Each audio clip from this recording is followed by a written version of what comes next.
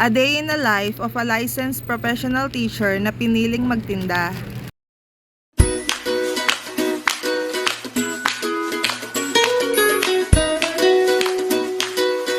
Eto ngayon ang isa sa aking mga gawain. Tayo ngayon ay magbabalot muna ng uling. Sabi nga nila, kapag nagtayo ka ng sari-sari store, lahat na itinda mo. Para yung mga overhead expenses like electricity, yung tubig at yung renta, mababawi mo kapag pinagsama-sama yung mga konting tubo sa bawat item.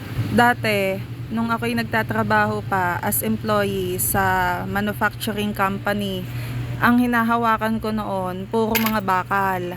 As in bakal, yung mga mabibigat na bakal. Ngayon, gumaan-gaan na kasi uling naman ngayon yung hawak ko.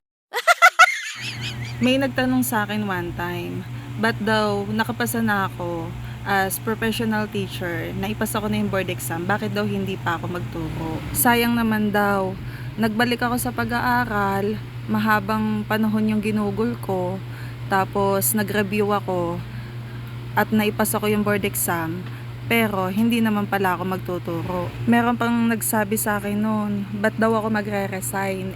Ang tagal-tagal ko na sa company, nasa 16 years na ako, malaki na rin daw yung rate ko. Tapos, ang dami pang mga company benefits na sadya naman talagang magaganda.